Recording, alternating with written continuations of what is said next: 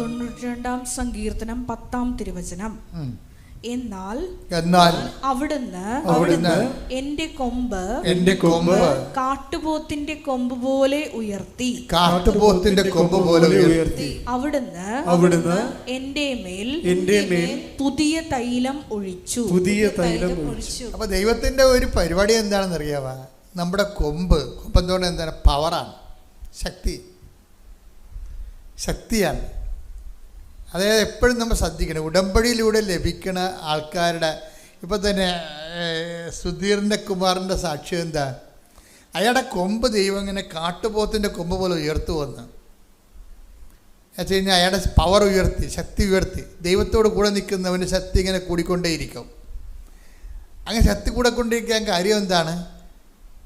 പ്രസാദമാണ്. പ്രസാദം കിട്ടുമ്പോഴാണ്, അതായത് കൃപ കിട്ടുമ്പോഴാണ്, അനുഗ്രഹമല്ല, പവർ ഓഫ് ഗോഡ്. ശക്തി എന്ന് പറയുന്നത് എന്താണ്?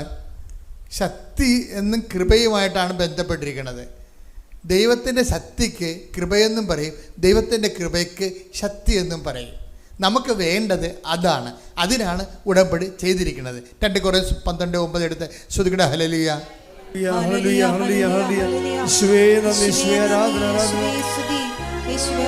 2 Corinthians 12:9.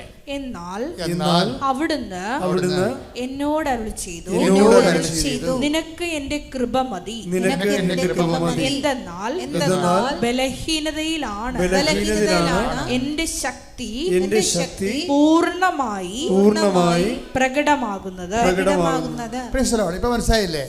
അതായത് ഉടമ്പടി ഉന്നം വെക്കുന്നത് ദൈവശക്തിയിലാണ്. ദൈവത്തിൻ്റെ ശക്തി ഷെയർ ചെയ്ത് വാങ്ങിക്കുകയാണ്. ഇതുകൊണ്ടാണ് ഇതിൻ്റെ സാധ്യതകൾ നമ്മുടെ അനന്തമാണ്.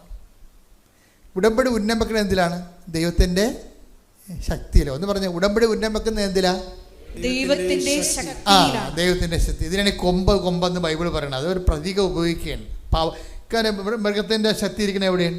അതിൻ്റെ കൊമ്പിലാണ്. കാട്ടുപോത്തിനെ കണ്ടിട്ടില്ലേ? കൊമ്പിൽ പിടിച്ച് കടുവാനെ വരെ എറിഞ്ഞു കളയും. നമ്മൾ ഈ ആനിമൽ പ്ലാന്റെ കാണുമ്പോഴല്ലേ നമ്മളവർക്ക് ഇപ്പം ഈ കാട്ടുപോത്തിനെ സിംഹം തിന്നുവന്ന് എവിടെയായിട്ട് ഇവൻ്റെ പള്ളക്കെട്ട് കുത്തിയിട്ട് ഇവനെ എറിഞ്ഞിട്ട് സിംഹം വന്ന് 4 കാല് ഇടിഞ്ഞു പൊടിഞ്ഞ് വീണ കാണാൻ താഴെ. കൊമ്പിലാണ് പവർ ഇരിക്കുന്നത്. അപ്പോൾ നമ്മളുടെ പവർ ഇരിക്കുന്നത് എവിടെയാണ്? മനുഷ്യൻ്റെ പവർ ഇരിക്കുന്നത് എവിടെയാണ്? കൃപയിലാണ്, ഇല്ലേ? ഇപ്പം കുഞ്ഞുങ്ങൾക്ക് കരച്ചിൽ ബലം എന്നൊക്കെ പറയത്തില്ലേ? കുഞ്ഞുങ്ങൾക്ക് കരച്ചിൽ ബലം പഴയ നീതിസാരത്തിലുള്ളതാണ്. എന്താണ് കുഞ്ഞുങ്ങൾക്ക് കരച്ചിൽ ബലം, അല്ലേ? മത്സ്യത്തിന് വെള്ളം ബലം, പക്ഷിക്ക് ആകാശം ബലം, ദൈവ പൈതലിന് കൃപ ബലം. കൈയടിക്കട്ടെ, ശ്രുതിക്കട്ടെ.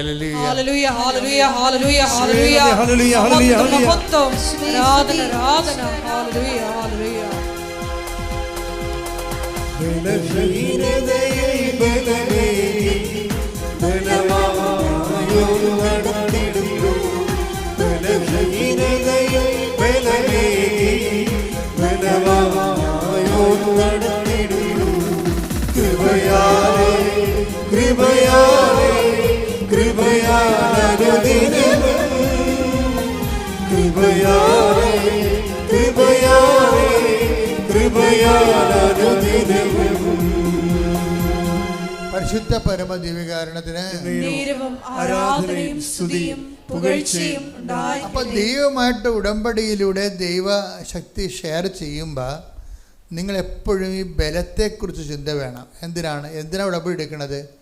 ഉടമ്പടി ദൈവത്തിൻ്റെ ബലം പ്രാപിക്കാനാണ്. ദൈവത്തിൻ്റെ ബലത്തിൻ്റെ പേരെന്താണ്? കൃപയ്ക്ക് ബൈബിൾ എന്താ പറയണത്? പ്രസാദം. അതാണ് ഈ പറഞ്ഞിരിക്കുന്നത്. ഇപ്പം നമ്മൾ ഈ സങ്കീർത്തനം 89:17 എടുത്തേ. സങ്കീർത്തനം 89:17 ശ്രുതികട. ഹല്ലേലൂയ.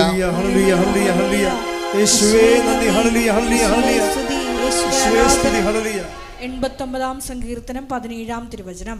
അങ്ങാണ് അവരുടെ ശക്തിയും മഹത്വവും. അങ്ങയുടെ പ്രസാദം കൊണ്ടാണ് ഞങ്ങളുടെ കൊമ്പ് ഉയർന്നു നിൽക്കുന്നത്. കൊമ്പ് ഉയർത്തുന്നത് എങ്ങനെയാണ്? പവർ ഉണ്ടാക്കണത് എങ്ങനെയാണ്? അങ്ങയുടെ പ്രസാദം കൊണ്ടാണ്. Note blessing. അതാണ് വിഷയം. അത് എപ്പോഴും നമ്മൾ ഉടമ്പടിക്കാർ ശ്രദ്ധിക്കണം. അങ്ങയുടെ എന്ന് പറഞ്ഞ സങ്കീർത്തനം 89:17 അങ്ങയുടെ പ്രസാദം കൊണ്ടാണ്, അങ്ങയുടെ കൃപ കൊണ്ടാണ് ഞങ്ങളുടെ ശക്തി ഉയർന്നു നിൽക്കുന്നത്.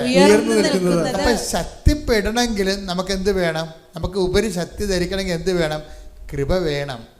കൃപയ്ക്ക് നമ്മൾ എന്താ ചെയ്യണത്? ഇവിടെ അവൻ പറയണത് പോലെ നമ്മൾ ചെയ്യും. അപ്പം അതിൻ്റെ ഉദ്ദേശം എന്താണ്? അനുഗ്രഹമല്ല, ബ്ലെസ്സിങ്സ് അല്ല. ബ്ലെസ്സിങ്സ് എന്ന് പറയുന്നത് ഇഫക്റ്റാണ്. എന്ത് സംഭവിക്കാം? 6 കാര്യങ്ങളല്ല, ചിലപ്പോൾ 600 കാര്യം സംഭവിക്കും. മനസ്സിലായില്ലേ? 6 കാര്യങ്ങളല്ല, ചിലപ്പോൾ അത് അടിസ്ഥാനപരമായിട്ട് ഇട്ടിരിക്കുന്നതാണ്. 600 കാര്യങ്ങൾ സംഭവിക്കും. എന്താ കാര്യം? അത് ഓഫറിങ്ങിൽ ദൈവത്തിൻ്റെ വാഗ്ദാനത്തിലുള്ളതാണ്. ഞാൻ എൻ്റെ പിതാവിൻ്റെ അടുക്കിലേക്ക് പോകുന്നതുകൊണ്ട് വലിയ കാര്യങ്ങൾ നിങ്ങൾ കാണും, ചെയ്യുമെന്ന് പറയണം എൻ്റെ കാര്യം. അപ്പം ഈ അനുഗ്രഹങ്ങൾക്ക് അറുതിയില്ല ശരിക്കും. ഇപ്പം തന്നെ അത് ഏത് അവസ്ഥയിലും നമുക്ക് ആർജിക്കാൻ പറ്റും. നമുക്ക് ഈ മിനിമം ബന്ധം ഉണ്ടായാൽ മതി. ഏത് അനുഗ്രഹവും ഏത് അവസ്ഥയിലും നമുക്ക് ആർജിക്കാം. എന്താണ്? ഈ ബന്ധം ഉണ്ടായാൽ മതി. ഇപ്പം അയാൾ കണ്ണ് കാണാൻ, അപ്പനും മകനും കണ്ണ് കാണാൻ പാടില്ല. ആർക്കൊക്കെയാണ്? സുധീർ കുമാറിനും മകൻ ദിനദേവിനും കണ്ണ് കാണാൻ പാടില്ല. അവൻ പറഞ്ഞത് എന്താണ്? അവർക്ക് പബ്ലിക് കമ്പ്യൂട്ടർ എഞ്ചിനീയറിംഗ് പഠിക്കണം. അങ്ങനെ അവർ കൊണ്ടുപോയി. അപ്പോൾ അവർ പറഞ്ഞു അഡ്മിഷൻ കണ്ണ് കാണാൻ പാടാത്തവർക്ക് അഡ്മിഷൻ തരുന്നതെന്ന് പറഞ്ഞു. സ്വാഭാവികമാണ്. അപ്പോൾ അവന് ഭയങ്കര സങ്കടമായി. അപ്പൻ എന്താ ജോലിക്ക് പോകുന്നുണ്ട്, അന്ധനാണെങ്കിലും ജോലിക്ക് പോകുന്നുണ്ട്. 100% അന്ധനാണേ. അയാൾക്ക് പറ്റേണ്ട ജോലിക്ക് അയാൾ പോകുന്നുണ്ട്. പോയിട്ട് ഒരു മകനിങ്ങനെ ദുഃഖം പിടിച്ചിരിക്കുകയാണ്. അവൻ്റെ സ്വരം കേൾക്കണില്ല അപ്പന്. അപ്പം എന്നാ പറ്റി? നീ ഇല്ല ഇവിടെ? ഉണ്ടപ്പാ, അവർ അഡ്മിഷൻ തരികയില്ലെന്ന് പറഞ്ഞെന്ന് പറയും. അപ്പോഴീ ഉടനെ അപ്പം പറയും, അത് മാതാവല്ലേ പറയേണ്ടത്, അവരാണോ പറയേണ്ടതെന്ന് ചോദിക്കും. ഇതൊക്കെയാണ് പ്രശ്നം. ഇതൊക്കെ പ്രശ്നം തന്നെയാണ്. പെട്ടെന്ന് തന്നെ റെസ്പോൺസ് കണ്ടില്ലേ? അവർ അഡ്മിഷൻ തരികയില്ലെന്ന് ആരാ പറയേണ്ടത്? അവരല്ലല്ലോ പറയേണ്ടത്. ഞാൻ ഉടമ്പടി എടുത്തിട്ടുണ്ട്, അത് മാതാവല്ലേ പറയേണ്ടത്. വൈകുന്നേരം അപ്പോൾ ഈ മനുഷ്യന് ഒറ്റക്കിരുന്ന് ജവമാലയല്ലേ അക്രൈസനാണെന്ന് പറയണം കേട്ടോ. അതാണ് വിഷയം. ഓരോ ആൾക്കാർ കയറി പോണ പോക്ക് കണ്ടില്ലേ? ഇതെങ്ങോട്ടാണ് പോകണമെന്ന് അറിയത്തില്ലേ? അവർ സത്യസന്ധമായിട്ടും ആത്മാർത്ഥമായിട്ട് ഉടമ്പടിയിലേക്ക് വരണതേ. അവർ ചെയ്യണ കണ്ണും പൂട്ട് ചെയ്യണം. അത് മാതാവല്ലേ പറയേണ്ടത്, അവരാണോ പറയേണ്ടതെന്ന്. കാരണം ഞാൻ ഉടമ്പടിച്ചിരിക്കുന്നത് അവരുമായിട്ടല്ല, അമ്മയുമായിട്ടാണ്. അമ്മ പറയട്ടെ. അമ്മ ഇവൻ കൊന്തയിലേക്ക് കഴിയുമ്പോൾ പറയുമ്പോൾ അതിന് ചട്ടം ഉണ്ടാകാൻ തിരക്കാൻ പറയാൻ പറഞ്ഞ്. പരിശുദ്ധാത്മാവിലല്ലേ അമ്മ നിറഞ്ഞു നിൽക്കണത്. അപ്പം പരിശുദ്ധാത്മാവിനെ കൊടുത്തിട്ട് അമ്മ പറയും, അവന് ബോധം കൊടുത്തത് അതിന് ഏത് ചട്ടം വഴിയാണ് എൻ്റെ മകന് അഡ്മിഷൻ കൊടുക്കാത്തതെന്ന് അവരോട് ചോദിക്കാൻ പറഞ്ഞു. ഇവൻ രാവിലെ പോയിട്ട് അപ്പം പോയിട്ട് നേരെ പ്രിൻസിപ്പൾ സാറേ ഏത് ചട്ടം വഴിയാണ് എൻ്റെ മകന് അഡ്മിഷൻ തരത്തില്ലെന്ന് നിങ്ങൾ പറയണത്? ആ ചട്ടം ഏതാണെന്ന് എന്നോട് പറയണമെന്ന് പറഞ്ഞു. അവർ പബ്ബ അടിക്കും. ചട്ടമൊന്നും ഇല്ല. അഡ്മിഷൻ കൊടുക്കും ഉടനെ. ആ മകന് ഉടനെ അഡ്മിഷൻ എഴുതി കൊടുക്കും. സംഗതി ഒരു വിഷയം ദൈവ പൈതൽ സോൾവ് ചെയ്യുന്ന രീതി കണ്ടില്ലേ? ഞാൻ എന്താ നിങ്ങളോട് പറഞ്ഞത്? ഞാൻ നിനക്ക് മുമ്പേ എൻ്റെ ദൂതനെ അയക്കുമെന്ന് അതിനർത്ഥം എന്താ? നമ്മൾ മുന്നോട്ടേ പോകത്തുള്ളൂ, പുറകോട്ട് പോകത്തില്ലെന്നാണ്. ശ്രുതികട്ടെ ഹല്ലേലൂയ.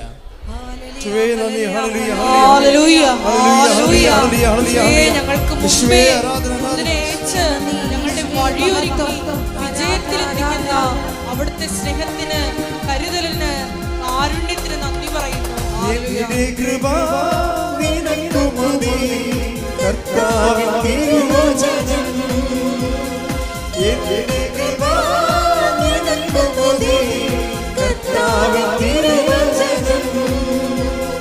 അനശ്വരമായ വചനമതേ അതിശയമായി നടത്തിടുന്നു.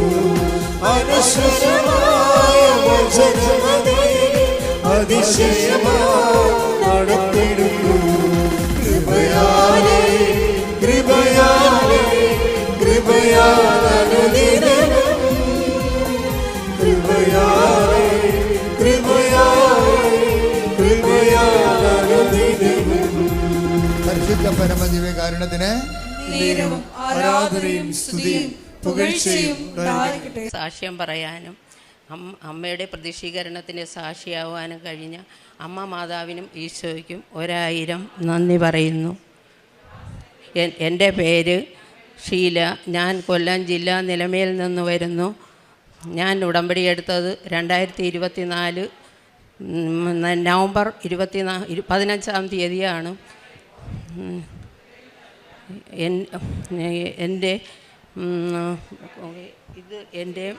എൻ്റെ മരുമകൾ സജന, ഇത് എൻ്റെ മകളുടെ മകൾ നന്ദന, കൊച്ചുമകൻ അഥർവ്, എൻ്റെ മകൻ്റെ മകൾ ധൻഷിക. ഞാൻ എൻ്റെ കൊച്ചുമകളുടെ സാക്ഷ്യം പറയാൻ വേണ്ടിയാണ് ഇവിടെ നിൽക്കുന്നത്. അവൾക്ക് മാസത്തിൽ 2 പ്രാവശ്യം പീരീഡ്സ് ആവുമായിരുന്നു.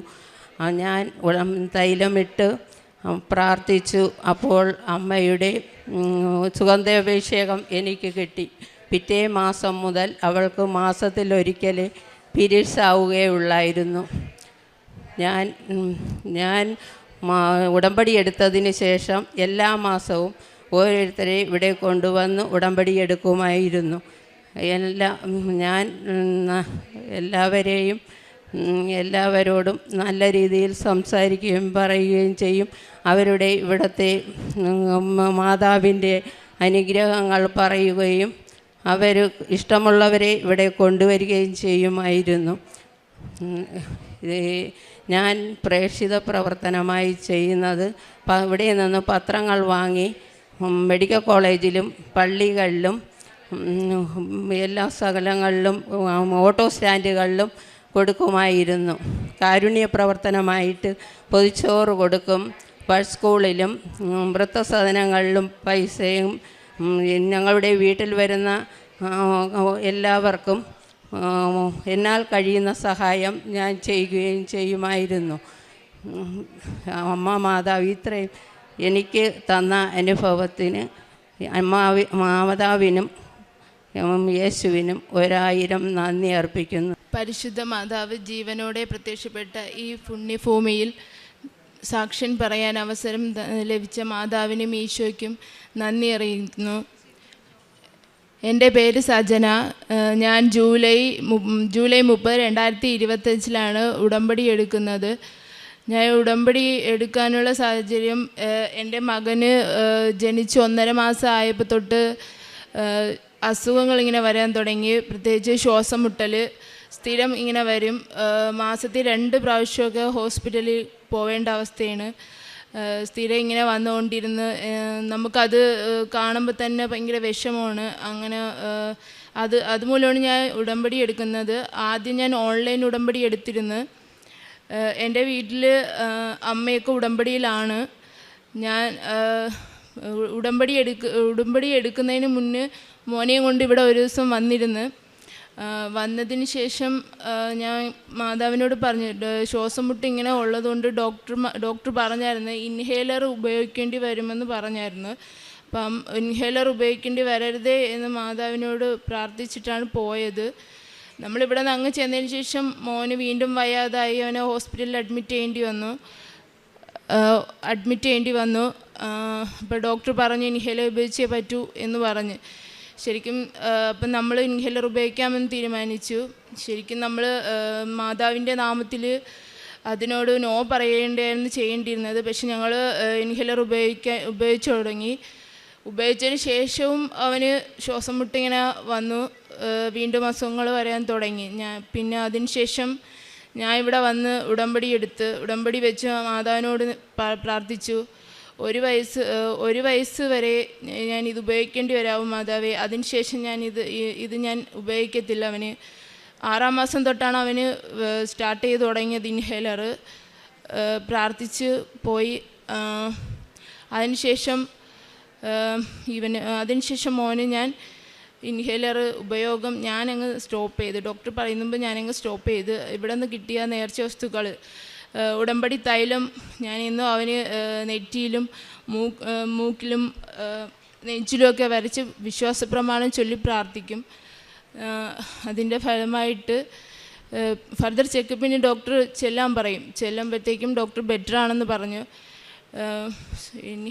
ഇൻഹേലർ കുറേശ്ശെ ഇൻഹേലർ ഇത് ഡോസ് കുറച്ചാണ് സ്റ്റോപ്പ് ചെയ്യുന്നത്. ഡോക്ടർ അങ്ങനെ ഡോസ് കുറച്ച് സ്റ്റോപ്പ് ചെയ്യാൻ പറഞ്ഞു. പക്ഷേ ഞാൻ നേരത്തെ തന്നെ സ്റ്റോപ്പ് ചെയ്തായിരുന്നു. ഇപ്പോൾ അവന് ആസ്മയുടെ യാതൊരു പ്രശ്നങ്ങളും ഇല്ല. ഈ അനുഗ്രഹം തന്നത് മാതാവാണ്. മാതാവിന് ഈശോയ്ക്ക് നന്ദി. ഇപ്പോൾ ഇൻഹേലർ 1 വയസ്സാവുന്ന മുമ്പ് തന്നെ എനിക്ക് അവൻ്റെ ഇൻഹേലറിൻ്റെ ഉപയോഗം നിർത്തേണ്ടി വന്നു. ഇൻഹേലർ നിർത്തി. പിന്നെ അതോടൊപ്പം തന്നെ മോന് അനീമിക്കുമായിരുന്നു. അവൻ അനീമിയയുടെ പ്രശ്നം ഉണ്ടായിരുന്നു. ബ്ലഡ് ടെസ്റ്റ് HB 10.5 9.5 അങ്ങനെയൊക്കെ ആയിരുന്നു. അപ്പോൾ ഡോക്ടർ മെഡിസിൻ കൊടുക്കണമെന്ന് പറഞ്ഞു. ആദ്യം ഒരു പ്രാവശ്യം ഇതിനുള്ള മെഡിസിൻ കഴിച്ചായിരുന്നു. എന്നിട്ട് അവന് മാറ്റമൊന്നുമില്ലായിരുന്നു. ഉടമ്പടി എടുത്തതിന് ശേഷം വീണ്ടും ഇതുപോലെ ഇതിന് ശേഷം വീണ്ടും ബ്ലഡ് ടെസ്റ്റ് ചെയ്തപ്പോൾ അനീമിക്കാണ്, മരുന്ന് കൊടുക്കണം, 3 മാസം കൊടുക്കണമെന്ന് പറഞ്ഞു. ഞാൻ 2 ദിവസം മരുന്ന് കൊടുത്തു. അതിനുശേഷം ഞാൻ കൊടുത്തില്ല. ഇതുപോലെ ഉടമ്പടി ഉപ്പ് അവന് കുടിക്കുന്ന വെള്ളത്തിൽ ഞാനിട്ട് വിശ്വാസപ്രമാണം ചൊല്ലി ഡെയിലി കൊടുക്കുമായിരുന്നു. കഴിഞ്ഞ മാസം ബ്ലഡ് ടെസ്റ്റ് ചെയ്തപ്പോൾ അവന് 11.5 ആയിട്ട് മാതാവ് അത് ഉയർത്തി തന്നു. ഇപ്പോൾ അവന് ഒരു പ്രശ്നവുമില്ല. ഇതുപോലെ വലുതും ചെറുതുമായ ഒത്തിരി അനുഗ്രഹങ്ങൾ മാതാവ് ഞങ്ങൾക്ക് തരുന്നു. പിന്നെ പ്രേക്ഷിത പ്രവർത്തനമായിട്ട് ചെയ്യുന്നത്, ഇവിടെ വരുമ്പോഴത്തേക്ക് പത്രം മേടിച്ച് കൊണ്ടുപോയി മെഡിക്കൽ കോളേജുകളിലും മെഡിക്കൽ കോളേജിലും ബസ് സ്റ്റാൻഡ്, ഓട്ടോ സ്റ്റാൻഡ് അവിടേക്ക് കൊടുക്കാറുണ്ട്. ആദ്യമൊക്കെ പത്രം കൊണ്ട് കൊടുക്കുമ്പോൾ നമുക്ക് കൊടുക്കാനൊരു ബുദ്ധിമുട്ടായിരുന്നു. ചമല ആൾക്കാർ എന്ത് പറയും അങ്ങനെയൊക്കെ ഉള്ളതായിരുന്നു. ഇപ്പം അങ്ങനെയൊന്നുമില്ല. പിന്നെ ഒരുപാട് പേര് കളിയാക്കാറുണ്ട്. ഞങ്ങളിങ്ങനെ ഹിന്ദുക്കളായിട്ട് ഇങ്ങനെ ഇപ്പം നീ ഇതിലാണോ എന്നൊക്കെ ചോദിച്ച് ഒത്തിരി പേര് കളിയാക്കാറുണ്ട്. പിന്നെ ഡെയിലി ബ്രെഡ് കാണാറുണ്ട് ഡെയിലി. പിന്നെ അച്ഛൻ്റെ ഉടമ്പടി ധ്യാനം കേൾക്കും. അത് നമ്മൾ മിസ് ചെയ്യാറില്ല. അത് ഷെയർ ചെയ്യാറുണ്ട്. കാരുണ്യപ്രവൃത്തി ചെയ്യുന്നത് വൃദ്ധസദനത്തിൽ പോവും. അവിടെ കൃപാസനത്തെ പറ്റി നമ്മൾ പറയും. പിന്നെ അവിടുത്തെ അമ്മമാർക്ക് ഒരു ദിവസത്തെ ഫുഡിൻ്റെ ക്യാഷ് കൊടുക്കും. പൊതിച്ചോറ് കൊണ്ടുപോയി ഹോസ്പിറ്റലിലും റോഡിലൊക്കെ ഉള്ള ഇല്ലാത്തവർക്കൊക്കെ കൊടുക്കാറുണ്ട്. കയ്യിലുള്ളത് ആരെങ്കിലുമൊക്കെ വന്ന് സഹായം ചോദിക്കുമ്പം കൊടുക്കാറുണ്ട്. ഇത്രയും അനുഗ്രഹങ്ങൾ തന്ന അമ്മയ്ക്കും മാതാവിനും ഒരുപാട് നന്ദി.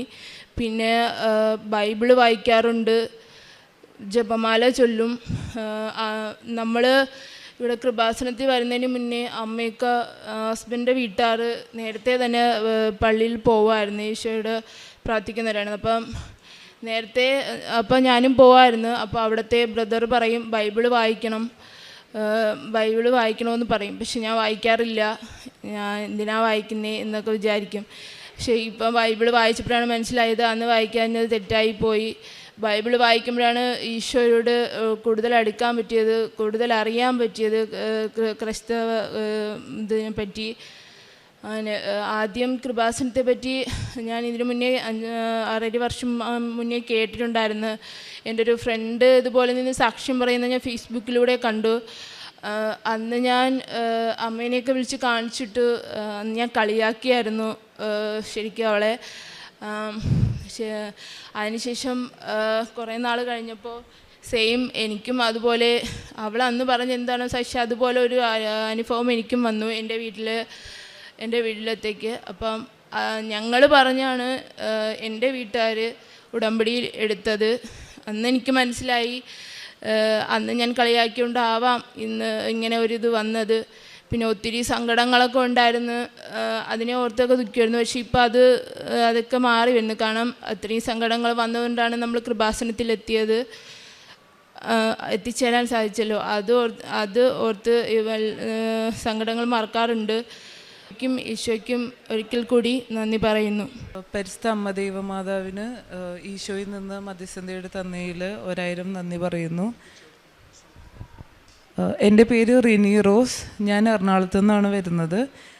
ഞാനൊരു ഫാം ഡി ഗ്രാജുവേറ്റാണ്. എൻ്റെ ഫാം ഡി 6th ഇയർ ആയപ്പോഴേക്കും എനിക്ക് അയർലൻഡിൽ മാസ്റ്റേഴ്സ് എടുക്കാനായിട്ടൊരു പ്ലാൻ ഉണ്ടായിരുന്നു. ഫൈനൽ ഇയർ ആയപ്പോഴേക്കും ഞങ്ങൾ ഏജൻസി ആയിട്ട് അവരെ എല്ലാം അപ്ലൈ ചെയ്യാനായിട്ട് അവരെ ബന്ധപ്പെട്ടായിരുന്നു. അവർ പറയുന്ന പോലെ എല്ലാ ഡോക്യുമെൻറ്റ്സും ഞങ്ങൾ ശേഖരിച്ച് വിസക്ക് വെക്കാനായിട്ട് ഞങ്ങൾ ഒരുങ്ങി.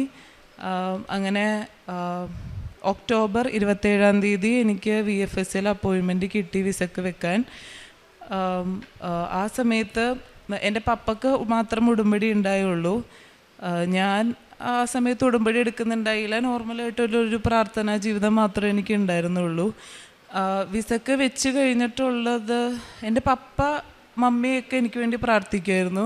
പക്ഷെ എൻ്റെ മനസ്സിലപ്പോൾ ഒരു അഹങ്കാരമല്ല, എനിക്ക് വേണ്ടി എൻ്റെ പപ്പയും മമ്മിയും പ്രാർത്ഥിച്ചോളും, എനിക്ക് ഇത്രയും അധികം എനിക്ക് പ്രാർത്ഥിച്ചില്ലെങ്കിലും കുഴപ്പമില്ല, എനിക്ക് വേണ്ടി ഇവർ പ്രാർത്ഥിക്കുന്നുണ്ടല്ലോ എന്നുള്ളൊരു മനോഭാവമായിരുന്നു എനിക്ക്.